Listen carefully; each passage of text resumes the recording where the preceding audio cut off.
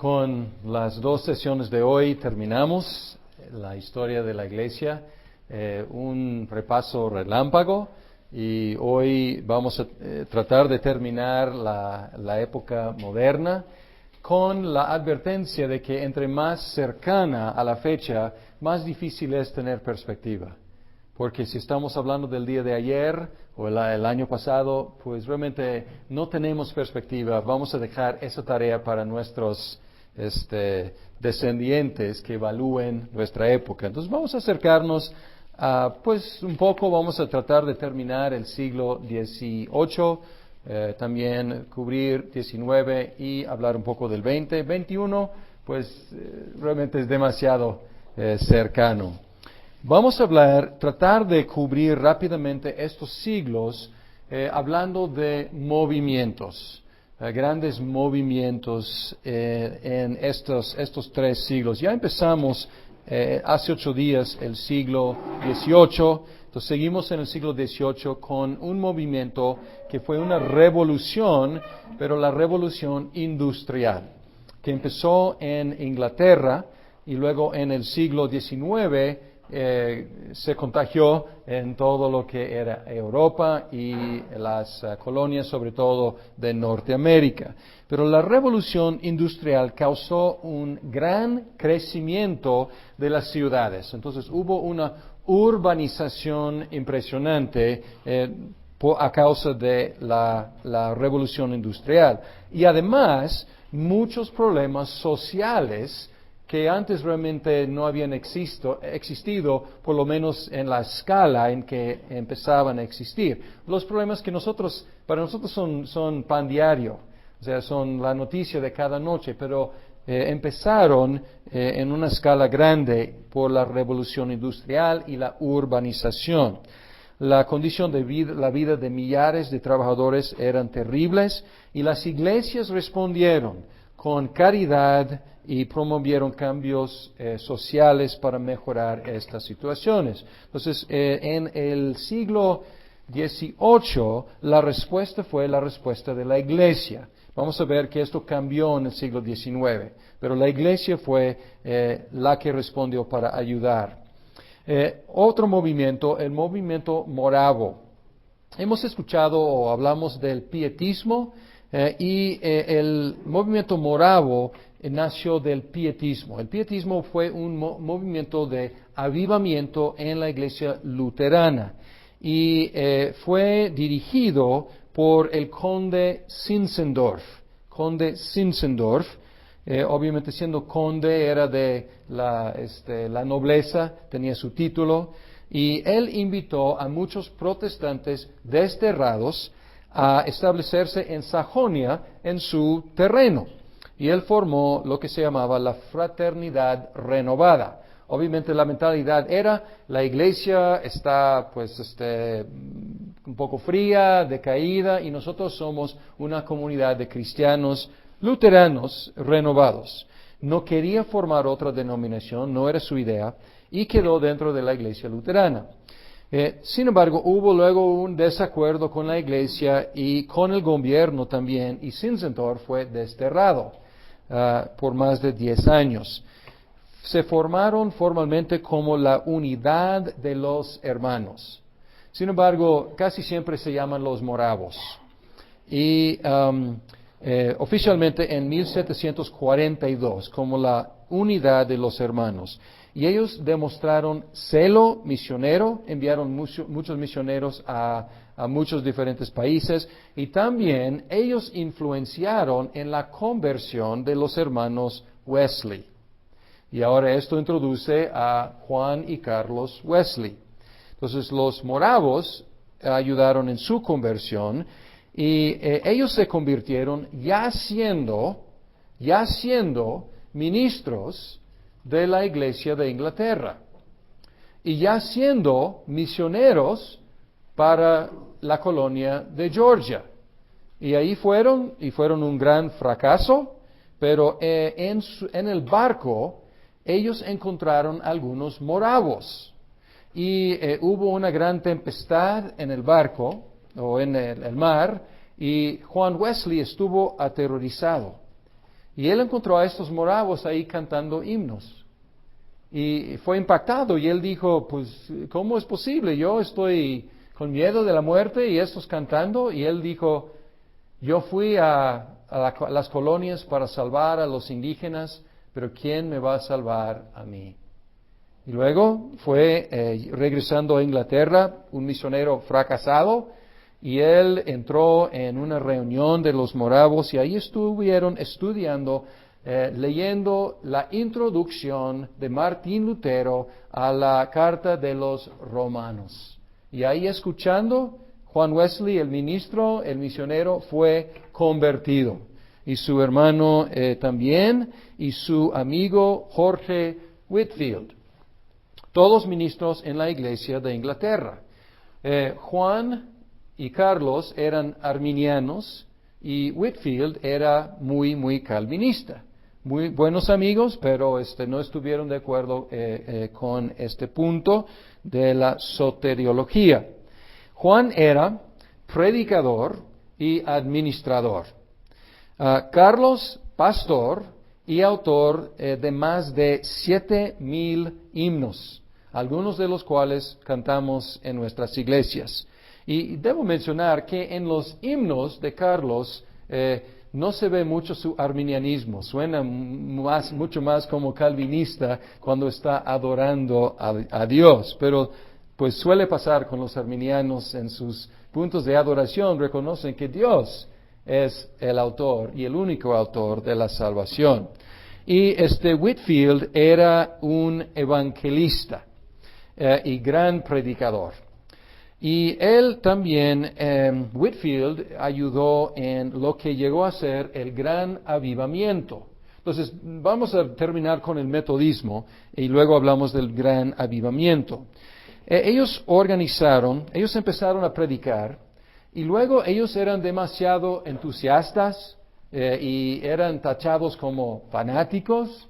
Y muchas de las iglesias de Inglaterra cerraban sus puertas a Whitefield y a los Wesley. Entonces ellos, ahí con su vestimenta de la iglesia de Inglaterra, salían a predicar al aire libre a los mineros, a los campesinos, a los trabajadores, y era algo nuevo, y no era, desde la perspectiva de la iglesia de Inglaterra, no era propio. No era correcto hacer eso, era escandaloso.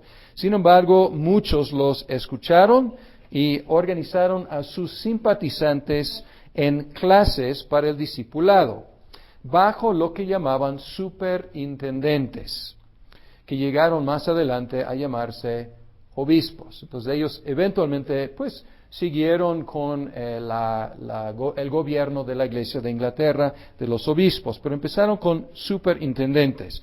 Con la independencia de los Estados Unidos o de Norteamérica, que llegaron a ser los Estados Unidos, la Iglesia Metodista Episcopal fue formada y después la Iglesia Metodista en Inglaterra. Pero ellos murieron como ministros de la Iglesia de Inglaterra. Entonces, después se independizó en otro movimiento metodista. Y el nombre metodista fue por el estilo de sus clases de discipulado. Eran muy metódicos. Entonces, por eso, pegó ese nombre. Los metodistas no solamente evangelizaron a millares de personas, sino también se dedicaron a resolver los problemas sociales con mucho fervor. Y hablando de fervor, vamos a hablar del gran avivamiento. Estamos viendo un patrón aquí. Buena teología en las iglesias, pero enfriamiento. En la iglesia luterana, entonces un movimiento pietista de los moravos. En la iglesia de Inglaterra, un movimiento de avivamiento por los Wesley y por Whitefield. Ahora en los Estados Unidos, no es Estados Unidos todavía, es las colonias de Nueva Inglaterra, y buena teología de los congregacionalistas, que eran calvinistas con una teología muy reformada, pero también un enfriamiento, poco interés en las iglesias, baja asistencia, los presbiterianos en Nueva Jersey, y Jonathan Edwards fue un predicador en Massachusetts, congregacionalista, y él, algunos lo tachan, no tachan, admiran como una de las mentes más brillantes de América y uno de los teólogos más brillantes de toda la historia de la iglesia cristiana. Y él, predicando en su iglesia, empezó a predicar una serie sobre la justificación por medio de la fe. Y la gente se empezó a interesar y empezó a responder, estos pues, todos bautizados, todos pues aparentemente cristianos, empezaban a convertirse. Y Whitefield luego, él viajó, él predicó en la iglesia de Jonathan Edwards, y también predicó en todas las colonias, desde Georgia en el sur hasta Nueva Inglaterra, y hubo un gran avivamiento general. Empezó en 1734 y también abarcó muchos otros. Debo mencionar que no inició con Jonathan Edwards, brincó un punto importante. Inició en los 1720 con los holandeses reformados, Nueva York, Nueva Jersey, y también los presbiterianos. Y luego los congregacionalistas un poco después, y luego pues Whitefield ayudó, él siendo anglicano. Pues aquí tenemos ya una mezcla y un movimiento que está cruzando denominaciones. Y mucha gente empezó a mostrar evidencia de una conversión genuina y fruto de la fe. Y el movimiento del Espíritu contagió a todas las denominaciones. Whitefield visitó en 1740, entonces ya tenemos 1720 empezó, Jonathan Edwards 1734 y luego Whitefield en 1740, y por 6 semanas predicó a multitudes en las colonias. Y él era bajito, él era delgado, pero tenía una vocesota que podría alcanzar y al aire libre miles de personas, impresionante. Y era muy dramático en sus predicaciones y pues tenemos, ya no podemos escucharlo desgraciadamente, pero tenemos escritos algunos de sus sermones, y un evangelista por excelencia. Ahora, el avivamiento hizo algo curioso. Unió cristianos entre las diferentes denominaciones, pero dividió las denominaciones. ¿Por qué? Porque en cada denominación había gente pro avivamiento y gente anti avivamiento. Y dices, ¿por qué alguien quisiera ser anti avivamiento? Por los abusos, por los excesos, por el entusiasmo a veces desmedido, y algunos estaban un poco cautelosos diciendo, ¿esto es del Espíritu? ¿O esto es simplemente algo, diríamos nosotros, sociológico? ¿Esto realmente es un avivamiento o es algo ficticio? Y Jonathan Edwards, siendo el teólogo que era, él se dedicó a escribir unos libros acerca de qué es un avivamiento verdadero y cómo puede uno distinguir entre una verdadera obra del Espíritu y una imitación. Pero curioso, ya hay un movimiento interdenominacional, pero las iglesias, las denominaciones entre sí, o sea, dentro de sí, están empezando a dividirse. Y los presbiterianos tenían su lado, se llamaba el lado nuevo y el lado, pues no era muy creativo, ¿no? El lado nuevo y el lado antiguo. Entonces se dividieron y ahí eran los nombres de los partidos. Pero podemos ver algo que es hasta la fecha. Las denominaciones empezando a cooperar, pero las denominaciones, o sea, dentro de sí, con diferentes partidos. Y hasta la fecha, y nació aquí. Mucha actividad misionera surgió del gran avivamiento, y no solamente misionera dentro de las colonias, sino también a otros lados. Empezando con los más cercanos, con los indígenas de Norteamérica, pero luego eventualmente enviando misioneros a otros lados.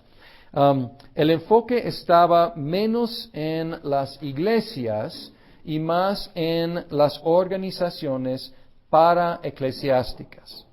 Y ahora pues es muy, muy fuerte esto entre los evangélicos. Muchos se identifican más con algún grupo paraeclesiástica que con su propia denominación. Y la gente cambia de una denominación a otra con muchísima facilidad. Y esta es como un fruto de lo que empezó a pasar ahí en el gran avivamiento. Con eso terminamos el siglo XVIII y entramos en el siglo XIX. Siglo XIX, los 1800. Y aquí otros movimientos, el romanticismo. Ya hemos mencionado el racionalismo. Y el racionalismo se enfoca obviamente en la razón, exalta la razón, desprecia el sentimiento. Y ahora pues hay una reacción contra el racionalismo. Y es el romanticismo, fue popular durante la primera mitad del siglo y se caracterizaba por un énfasis en los sentimientos.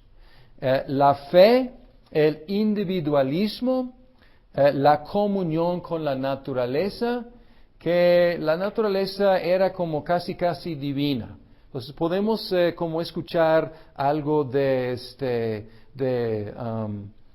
la divinización de la creación. Y como dije, reacción contra el racionalismo es un movimiento vago, o sea, es un poco difícil decir exactamente qué es porque es muy de los sentimientos. Influenció el arte, la música, la poesía, el drama y la religión.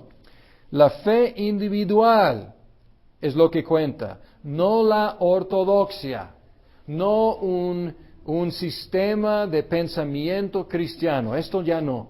Ya lo que importa en el romanticismo es la fe individual. Entonces ya vimos que la fuerza de las denominaciones está empezando a romperse con sus sistemas de doctrinas muy fijas y ahora el romanticismo da otro golpe a la doctrina ortodoxa, podemos decir, formulada en la Reforma y ya está perdiendo algo de su fuerza. La religión floreció tanto en la iglesia evangélica como en la católica romana, pero en una orientación sentimental.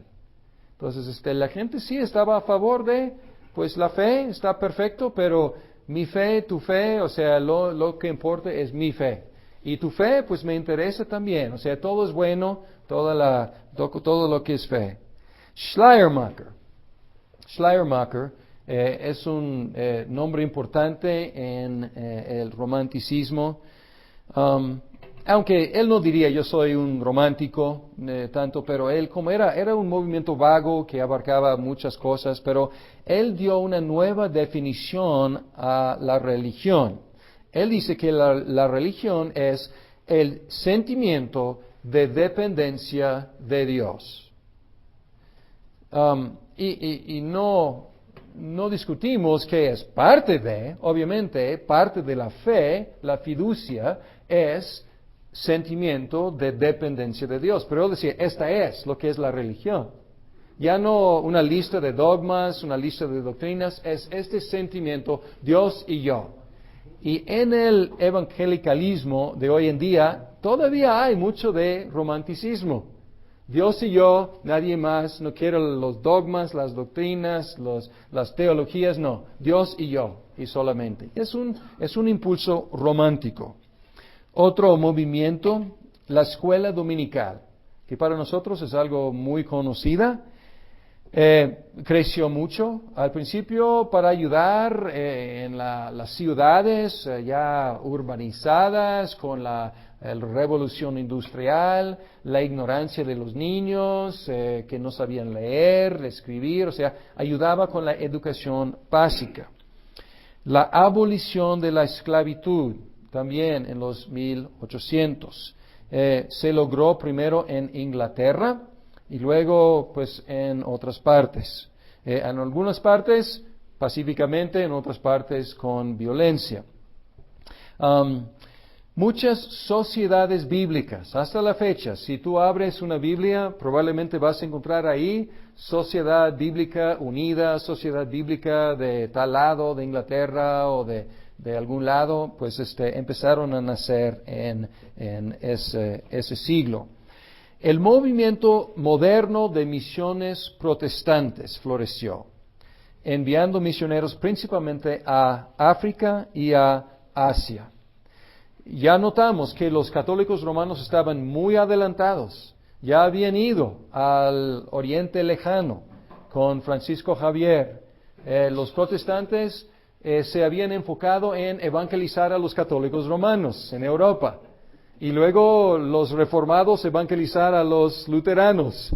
Y luego los anabaptistas, pues evangelizar a los semi-reformados. Entonces, no habían abierto sus ojos todavía al mundo.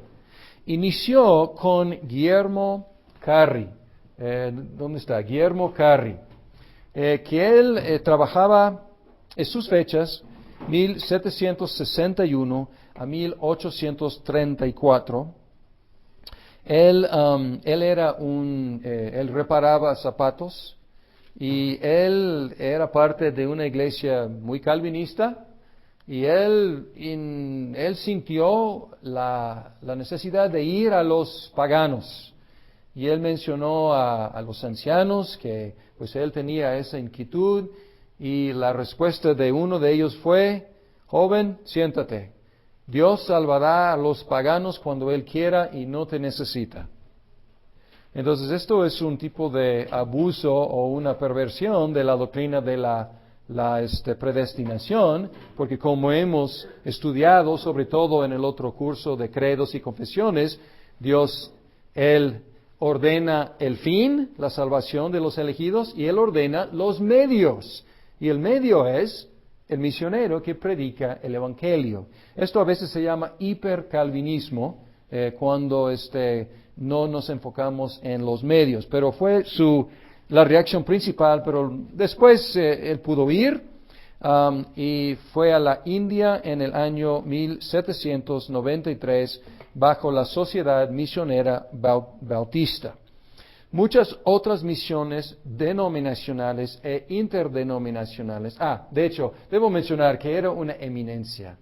Él tradujo la Biblia y él escribió una gramática de algunos de los idiomas que él encontró allá en el subcontinente. Entonces, una eminencia, Guillermo Carri. Muchas otras misiones denominacionales e interdenominacionales, o sea, esto es algo nuevo, comenzaron en Gran Bretaña y otros países de Europa occidental.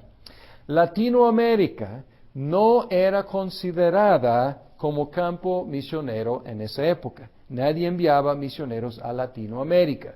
Y esto es un poco curioso, porque para los protestantes, los católicos romanos todavía necesitan escuchar y recibir la fe reformada, pero a lo mejor fue cuestión de prioridad.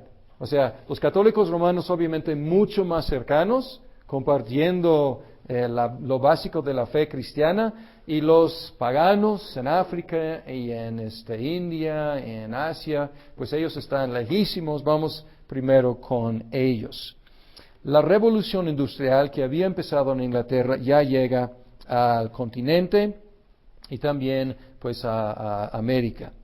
Las ciudades crecieron y ahora la vida, y esto es algo por primera vez en la historia, la vida ya no se regulaba por las estaciones del año, por la salida y el ocaso del sol. Pues ya la fábrica está empezando a regular el ritmo de la vida y es algo nuevo en la historia del mundo.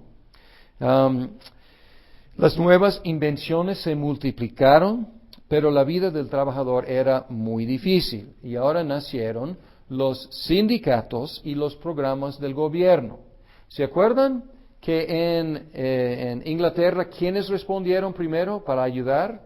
Los cristianos, las iglesias. Ahora, este acto o este movimiento de misericordia ya no es eclesiástico, ya es del gobierno y de los sindicatos. Entonces ya ellos se encargaron pues, el ministerio, podemos decir, de caridad y de ayudar con problemas sociales.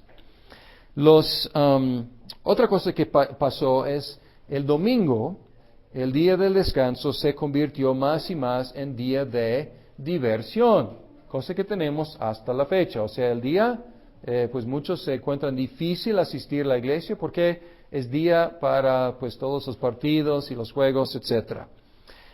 El materialismo invadió porque ya hay trabajadores, muchos trabajadores, no podemos ir ganando bien, pero ganando, y ellos están fabricando muchos productos, invenciones, ya hay más y más cosas, hay más y más productos para consumir, y pues entonces el consumismo empezó, el materialismo, hablando de un afán por amontonar cosas producidas por las grandes fábricas. Y la sociedad se tornó más y más secularizada, porque está enfocada ya no en el espíritu, está enfocada más y más en las cosas, los productos de la industrialización. Y unas explicaciones empezaron a ganar mucho favor. Y podemos decir, y me da pena tratar de como abarcar tanto con tan pocas palabras, pero explicaciones de desarrollo orgánico. Otra palabra que podríamos utilizar es evolución. Y cuando usamos la palabra evolución, muchas veces pensamos en la biología. Pero en esa época, en los 1800, muchas explicaciones de crecimiento orgánico, de evolución, empezaron a dominar. Y podemos ver diferentes ambientes o diferentes áreas. En la biología, por supuesto, el darwinismo. No fue por creación especial. La diferencia que vemos en la creación fue por un crecimiento orgánico, un desarrollo orgánico, pues una forma, pues a través de millones de años se convierte poco a poco en otra especie y ya pues eventualmente llega a la humanidad. Pero es muy parecida esta explicación a lo que estaba pasando en la religión, la crítica alta. Y aquí debemos distinguir entre crítica baja y crítica alta. ¿Qué quiere decir? Crítica baja es crítica textual, es comparar diferentes textos del griego o del hebreo para tratar de decidir cuáles son los textos más confiables, cuáles son los textos más antiguos, y es trabajar con el texto. Entonces se llama crítica baja. La crítica alta trata de llegar detrás del texto. No está enfocándose tanto en el texto, pero está tratando de llegar detrás del texto para entender cómo llegó aquí el texto y las ideas que está promulgando. Entonces, tiene algo en común con darwinismo. Entonces, darwinismo está tratando de entender el proceso detrás de lo que observamos. En la crítica alta está tratando de entender el proceso para llegar al monoteísmo del cristianismo. Y lo que enseñaba que el monoteísmo era el desarrollo o la etapa del desarrollo más elevado del proceso evolucionario de la religión. y que la Biblia es una colección de mitos, leyendas y ahí mezclados algunos hechos históricos. Pero es una conclusión de un proceso que empezó con politeísmo, con lo que llamamos paganismo, y poco a poco, paulatinamente, con algunas variaciones, llega a su clímax, que es el cristianismo. Entonces, ¿es qué? Es darwinismo religioso, o sea, es como tratar de trazar el mismo proceso en la religión. ¿Y qué en la política o en la historia? Pues con las ideas de Hegel, Hegel, y Marx y Engels, ellos empezaron a tratar de explicar la historia también en una forma evolucionaria y como un desarrollo natural propulsado o impulsado por el conflicto de intereses en las clases socioeconómicas. Entonces, no están contentos con simplemente relatar lo que está pasando en la historia, están tratando de decir por qué pasó. Y pasó por conflicto entre los que tienen y los que no tienen, con los que tienen el capital y los trabajadores, y pues desarrollaron esta teoría del marxismo que eventualmente va a llegar al comunismo y pues el gobierno va a desaparecer, va a ser una comunidad de puros iguales y nada de propiedad privada, todos compartimos. Entonces, y ustedes saben que pues nunca ha llegado todavía a esa utopía en ninguno de los países comunistas. Sin embargo, espero que puedan ver aquí el afán detrás de estas explicaciones. Tienen mucho en común en cuanto a qué están tratando de hacer. Bien, ¿qué de movimientos cristianos? Porque nos interesa también lo que está pasando en el mundo y cómo reacciona la Iglesia. Algunos movimientos cristianos durante este tiempo. Uno fue reacción de la Iglesia Católica Romana. En el año 1864 publicó su sílabus de errores.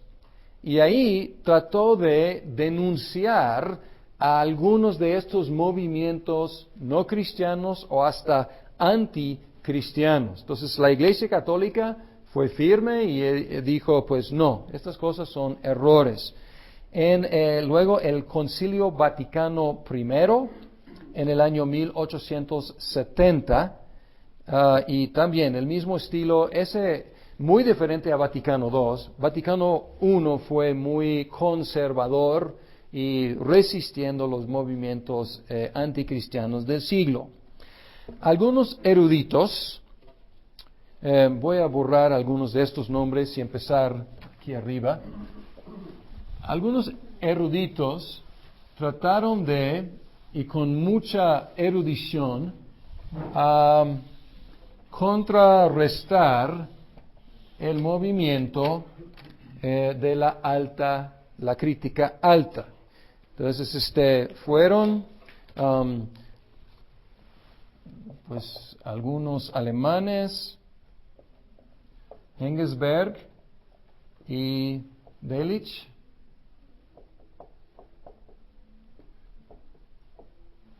en Alemania, y Abraham Kuyper en Holanda. Ellos atacaron la crítica alta y eran muy, muy inteligentes. Entonces ellos dieron una respuesta del mismo nivel intelectual que los de la crítica alta. Abraham Kuyper era un hombre impresionante. Él era ministro en la Iglesia Reformada. Él llegó a ser primer ministro del país de Holanda y él estableció la Universidad Autónoma de Ámsterdam. Entonces él fue una persona multitalentosa y él ayudó a como defender la ortodoxia reformada. Guillermo Booth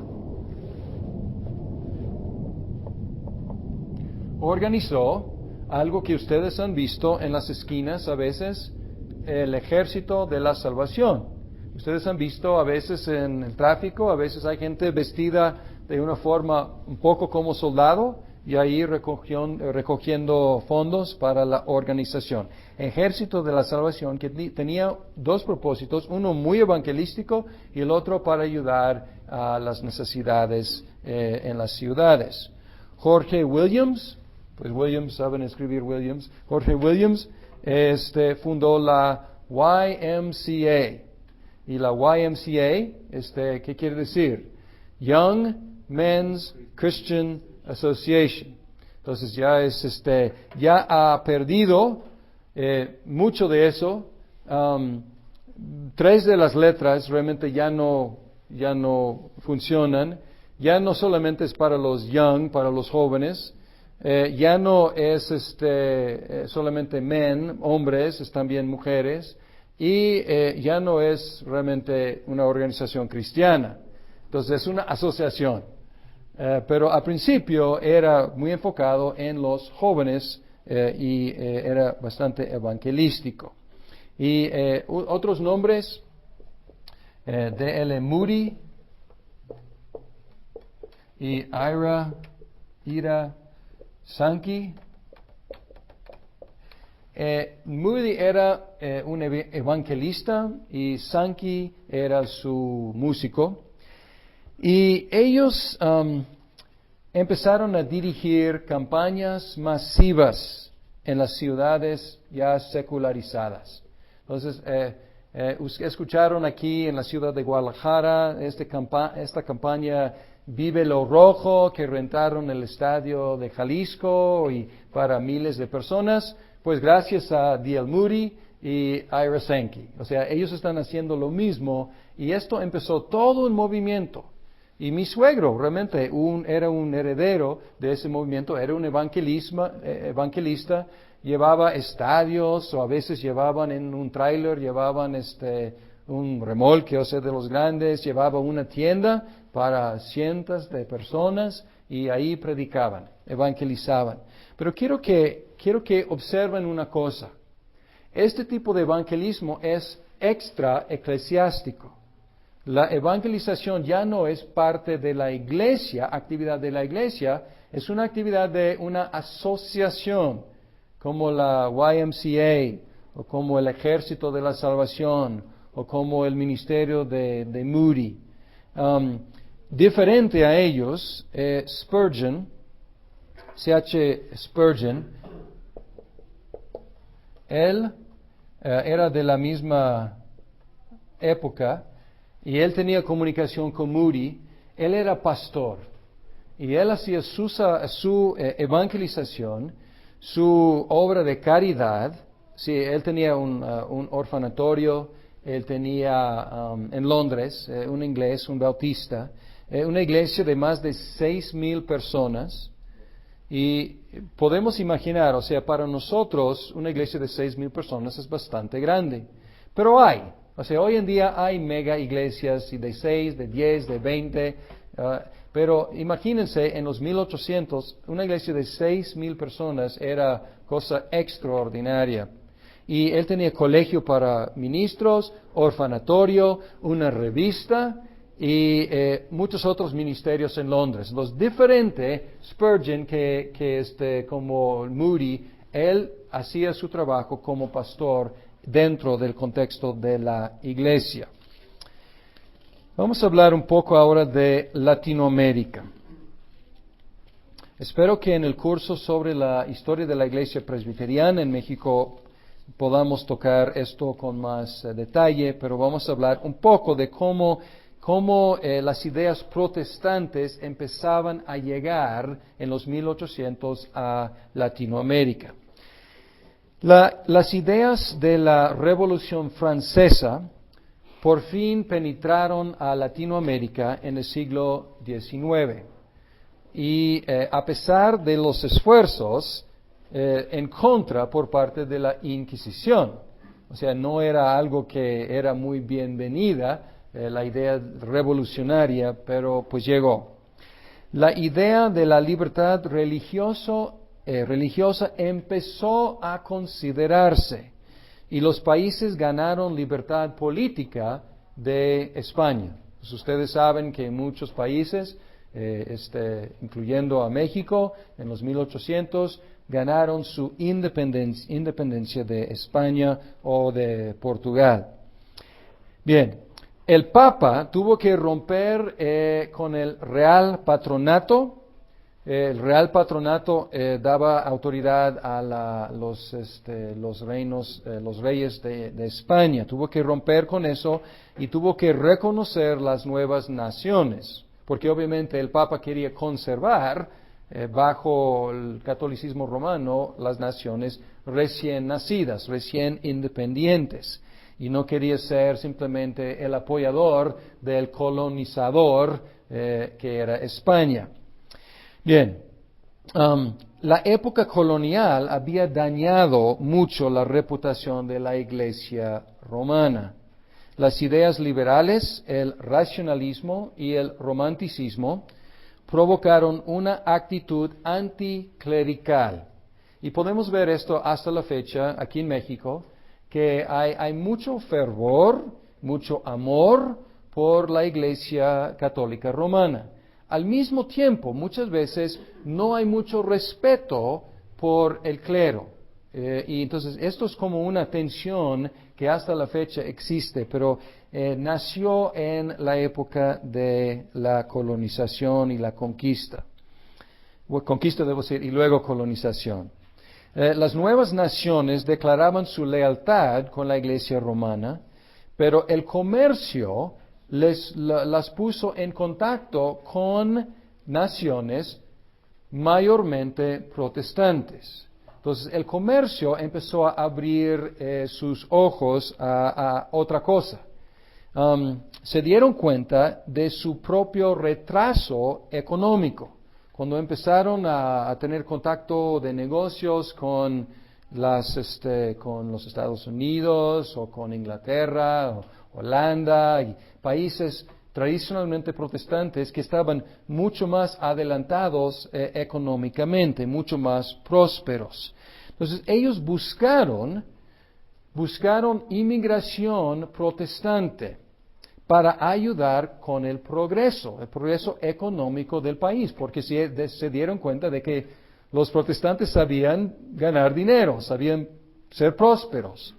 Y este contacto el primer contacto ayudó a como disminuir las ideas equivocadas que ellos tenían acerca de los protestantes, porque no conociendo ningún protestante, y los protestantes perseguidos por la Inquisición, pues para toda Latinoamérica eran monstruos, pero luego encontraron que primero eran monstruos prósperos y luego que no eran monstruos. Entonces empezaron a caer un poco ese prejuicio contra los protestantes.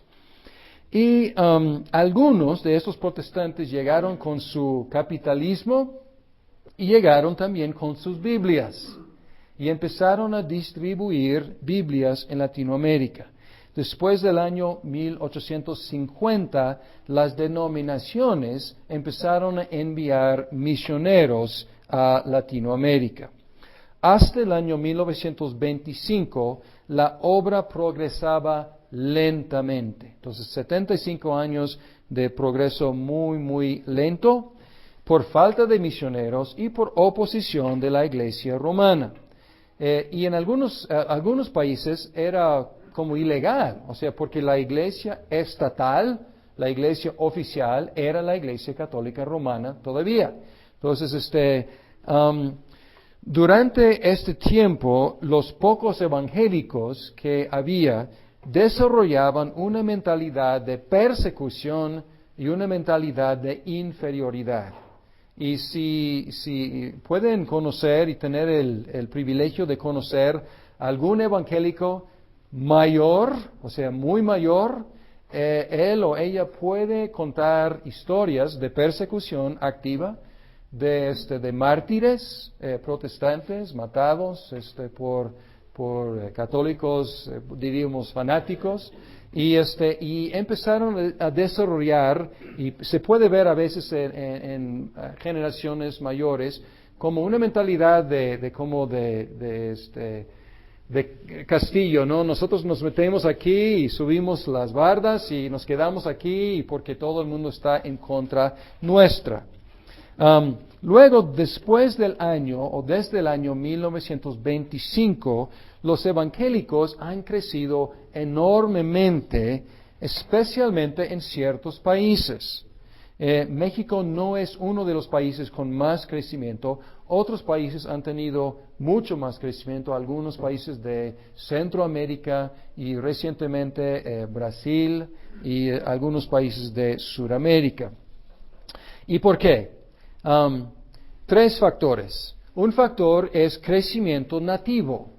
O sea, estos valorosos, muy valientes de las primeras generaciones, ellos tuvieron hijos, quienes tuvieron hijos, y ya es una fe ya nativa, ya no es algo impuesta o traída por los misioneros, algo crece a través de las familias. Otra cosa es más y más misioneros, o sea, además de algo nativo, también más y más misioneros llegando a Latinoamérica. Y el otro factor importante es el movimiento pentecostés. El movimiento pentecostés es mundial, sin embargo, el movimiento pentecostés empezó en los 1900, no sé exactamente la fecha, en los Estados Unidos, ahí por un avivamiento en California, y allá empezó a crecer enormemente. Pero parece que hay algo de afinidad entre este movimiento y el carácter latinoamericano. Entonces parece que hubo una sinergia allá que hizo que explotara, creciera el movimiento pentecostés en toda Latinoamérica. Y hasta la fecha, pues las iglesias más grandes en Latinoamérica son las de tipo carismática o pentecostés. Aunque la mayoría de los evangélicos hasta la fecha, es de la clase humilde, la conversión ha elevado el estado de muchos. Y esto es un fenómeno muy notorio y a veces son acusados porque se convierten y sus hábitos, porque los hábitos de los evangélicos son diferentes a los hábitos de los católicos romanos. A veces entre los evangélicos hay muchos tabús muy fuertes, muchas prohibiciones muy fuertes. ¿Y qué pasa? El que fumaba y gastaba mucho dinero en fumar, ya no fuma. El que se emborrachaba y ya no se emborracha y ahorra su dinero, pues ya empieza a prosperar económicamente. Y a veces la acusación hasta la fecha es, los misioneros les están pagando para ser evangélicos, ¿no? Pero es un fenómeno muy notorio en muchas partes de Latinoamérica. Y las nuevas generaciones están entrando en las carreras profesionales. A lo mejor abuelo, y esto es general en la sociedad latinoamericana, pero entre los evangélicos es muy marcado. A lo mejor abuelo terminó la primaria, y papá a la secundaria, a la prepa, y luego la siguiente generación, pues una carrera técnica o no sé qué, y luego ya pues muchos evangélicos asistiendo a las universidades, que por un lado pues pueden tener mucha influencia en la sociedad, por el otro lado es un gran reto para la iglesia preparar a los jóvenes para que puedan interactuar a ese nivel en las profesiones universitarias. Vamos a descansar y luego vamos a terminar este curso con los movimientos del siglo XX.